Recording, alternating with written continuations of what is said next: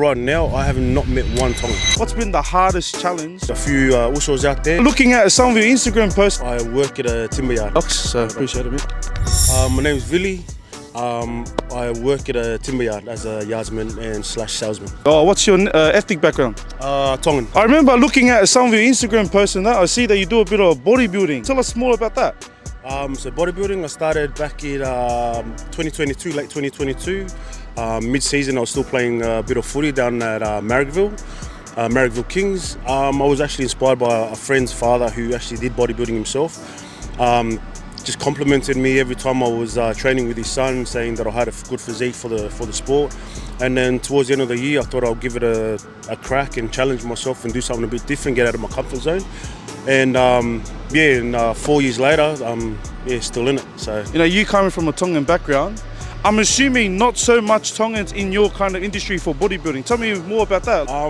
Yeah, man. Like honestly, Islanders in particular, I haven't met a lot of Islanders in the bodybuilding industry yet. But right now, I have not met one Tongan in the bodybuilding that actually competes and stuff.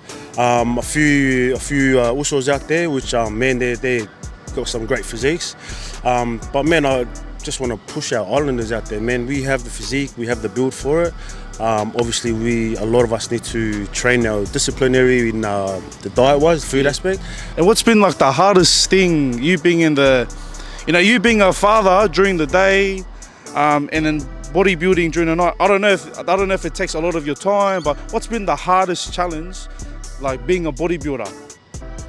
Man, the hardest challenge being a bodybuilder, not necessarily, like a lot of people would say the food and that, but the sacrifice you've got to put aside to actually train and to actually eat specific foods at specific times of the day to help nourish and build your body. So the hardest thing for me was actually being away from my family for about 2-3 hours of the day to train after work.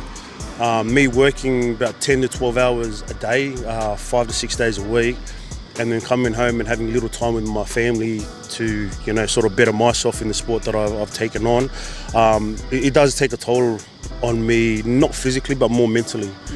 Being a father of 5 and obviously being a husband, I always wanted to be by their side, but I'm grateful that they understand the sort of sport that I got myself into, and they back me 100%. So that's actually good, man. It's good to have a family that back you, man. It's one of the most crucial things. And also I think a message to the rising generation or the youngsters, what's a piece of advice you would give to maybe your 20-year-old self, but also to the people who are trying to get into this bodybuilding industry, especially the underrepresented communities such as the Pacific Islanders? Don't be scared to ask questions. That's how I first started. That's how I first started to lift weights. I started at the gym and I wasn't nervous or scared enough to just ask people that knew what they were doing for a few tips. And then gradually I started teaching myself how to train myself. But yeah, man, to start off, man, don't be scared to ask questions. Whatever you set your mind to, just give it a crack, no matter what. You'll think you'll fail, but it's not. It's just everybody's learning every day. Even to this day, I'm almost hitting 40 and I'm still learning every day. I'm learning from my children as well. So no matter what you do and no matter where you go in life, we're always going to learn. So yeah, just give it a crack, man, and don't be nervous about it. You being almost 40 years old now, yeah, what's your plan? I don't really have much plan, but my main goal right now is to hopefully finish this year on a high, which will be hopefully my last comp. But the next focus is more to my kids. Hopefully they've got their own goals that they want to pursue, and obviously I'm going to support them with what they want to do.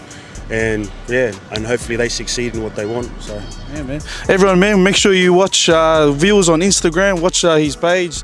He's got some big things coming. So, man, thanks Vils for everything, docs. So appreciate it, man. And we're out.